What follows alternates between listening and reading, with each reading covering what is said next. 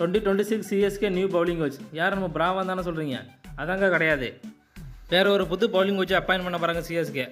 அவர் யார் இதுக்கு முன்னாடி என்ன பண்ணிக்கிட்டு இருந்தாருன்னு டீட்டெயிலாக பார்க்கலாம். And also India vs England 4th test மேட்ச்சில் பென் ஸ்டோக்ஸ் நம்ம பிளேயர்னு ட்ராவுக்கு அப்ரோச் பண்ணது சரியில்லைன்னு நிறைய கிரிக்கெட்டிங் ஜேர்னலிஸ்ட் சொல்லியிருக்காங்க. அப்படி அவர் என்ன தான் பண்ணாருங்கிறதையும் பார்த்துடலாம். அண்ட் வீடியோக்கு ஒரு லைக்கை போட்டு நம்ம சேனலுக்காரும் புதுசாக இருந்தீங்கன்னா சேனலை சப்ஸ்கிரைப் பண்ணி வச்சுங்க. நம்ம வீடியோக்குள்ளே போகலாம் காய்ஸ். பார்த்தீங்கன்னா இந்தியாவுக்கும் இங்கிலாந்துக்கும் டெஸ்ட் சீரிஸ் நடந்துகிட்டு இருக்கு இங்கிலாண்டில்.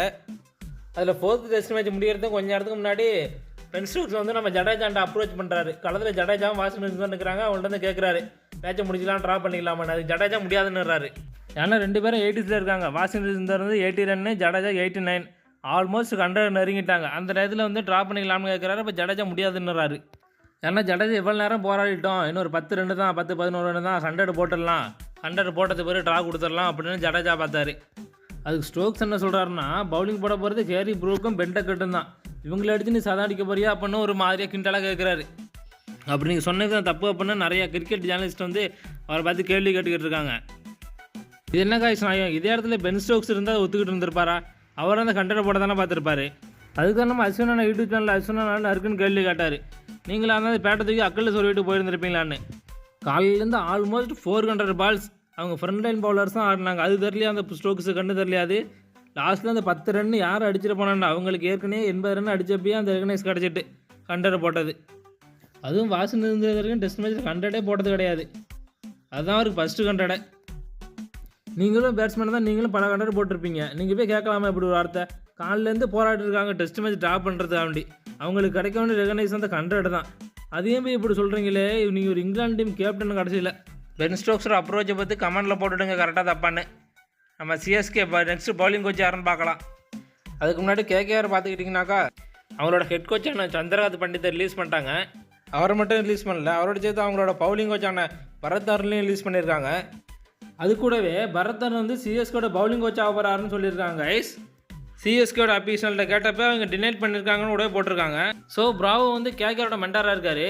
கேகேஆர் வந்து பிராவோ ரிலீஸ் பண்ணுற மாதிரி இருந்தால் இப்போ ரிலீஸ் பண்ணியிருப்பாங்க. ஸோ அவர் அங்கேயே தான் கன்டினியூ பண்ண போகிறாரு. அதனால் சிஎஸ்கேக்கு பிராவோ வர்ற சான்ஸு அதோட முடிஞ்சதுன்னு தான் சொல்லணும். ஸோ பரத் தருண் பார்த்துக்கிட்டிங்கன்னா பிராவோட கம்பேர் பண்ணும்போது ஈக்குவலி குட்டு தான் பரத் தருணும். பிராவோட கம்பேர் பண்ணும்போது பரத் தருணுக்கு இந்தியா டீமை கோச்சிங் பண்ண எக்ஸ்பீரியன்ஸ்லாம் இருக்குது. ஆல்ரெடி இந்தியன் டீமுக்கு பவுலிங் கோச்சாக இருந்திருக்காரு பரத் தருண். இவர் பார்த்துக்கிட்டிங்கனாக்கா நல்லா பாஸ்ட் பவுலருக்கு நல்லா ஹெல்ப் பண்ணுவார். ஸ்பின்னரை காட்டிலும் ஸ்பின்னருக்கு ஓரளவு கொஞ்சம் ஸ்டெப்பு கம்மி தான். ஸ்பின்னருக்கு கூட பரவாயில்ல. நம்மள்ட்ட ஸ்ரீராம் இருக்கார். அவர் குட்டு ஸ்பின்னர் கோச்சு, அதனால பிரச்சனை கிடையாது. நம்ம பரத் தருண் வந்துட்டாருன்னா அவர் பாஸ்ட் பவுலரை பார்த்துப்பார். பாஸ்ட் பவுலர் ஏற்கனவே அன்சுல் கம்போஜ், நம்மள்ட்ட கலில் அகமது போன்ற நிறைய யங் பாஸ்ட் பவுலர்ஸ் இருக்காங்க. அவங்களெல்லாம் சூப்பராக டெவலப் பண்ணுவார். So Indian team fast bowler Mohammed Siraj கூட அவர் நல்லா ப்ரைஸ் பண்ணி பேசியிருக்காரு. இப்போ சிராஜ் இந்தியன் டீமில் ப்ளே பண்ணுறது one of the reason Bharat Arun கூட தான். இவர் இந்தியன் டீம் ஹெட் கோச்சாக இருந்தப்போ தான் Australia, New Zealand, South Africa, England போன்ற பல நாடுகள் இந்தியா டீம் பவுலிங் லைனப்பை பார்த்து பயந்துச்சு. ஏன்னா இந்த பவுலிங் செட்டப் உருவானதுக்கான முக்கிய காரணம் நம்ம பரத் தருண் தான் சொல்லணும். அவர் தான் ரெடி பண்ணது. ஸோ அவர் சிஎஸ்கேக்கு வந்து சிஎஸ்கேக்கு அவர் செம்ம ஆடிஷனாக இருப்பார். ஸோ அவர் சிஎஸ்கேக்கு வருவார்னு அஃபிஷியலாக கன்ஃபார்ம் ஆகல, ரூமர் தான். சிஎஸ்கேல ஆல்ரெடி எரிக் சிமன்ஸ் ஹெட் கோச்சாக இருக்கார்.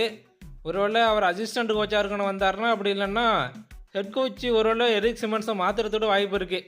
இப்போ ரீசெண்டாக இருந்த எம்எல்சியில் இவர் ஹெட் கோச் பண்ணலை. அந்த பொறுப்பை வந்து நம்ம ஸ்ரீராம் தான் பார்த்துக்கிட்டு இருந்தார் ஹெட் கோச் பொறுப்பை. இவர் அங்கே வரல. ஸோ இவர் கலந்தாத காரணம் ஒருவேளை பர்சனல் ரீசனாக இருக்கலாம். ஒருவேளை சிஎஸ்கே செட்டப்லேருந்து ரிலீஸ் ஆகியிருந்திருக்கலாம். ஆனால் மேக்ஸிமம் ரிலீஸ் ஆகிறதுக்கு வாய்ப்பு இல்லை. சிஎஸ்கே அவ்வளோ சீக்கிரம்லாம் யாரையும் அவங்க செட்டப்பில் உள்ளவங்களை ரிலீஸ் பண்ணிட மாட்டாங்க. ஸோ இவர் சிஎஸ்கேல கன்டினியூ பண்ணால் பரத் தருண் வந்தால் இவர் கீழே அசிஸ்டன்ட் கோச்சாக இருக்க ஒத்துப்பாரா என்னன்னு தெரில. ஏன்னா ஆல்ரெடி இந்தியா டீமோட பவுலிங் கோச்சாக இருந்திருக்காரு. அதனால் பரத் தருண் வந்தாருன்னா பவுலிங் கோச் ஆக்கிட்டு பரத் தருண் எரிக் சிமன்ஸை வந்து பவுலிங் கன்சல்டன்ட் ஆக்கிடுவாங்க. இப்போதைக்கு எதுவும் கன்ஃபார்மாக சொல்ல முடியாது. என்னென்னு வெயிட் பண்ணி பார்த்தா தான் தெரியும் எதுவும் எப்படி பண்ணுறாங்கன்ட்டு. எதுவும் அஃபிஷியலாக அனௌன்ஸ்மெண்ட் வர வரைக்கும் வெயிட் பண்ணுவோம். இப்போதைக்கு எதுவும் கன்ஃபார்மாக சொல்ல முடியாது.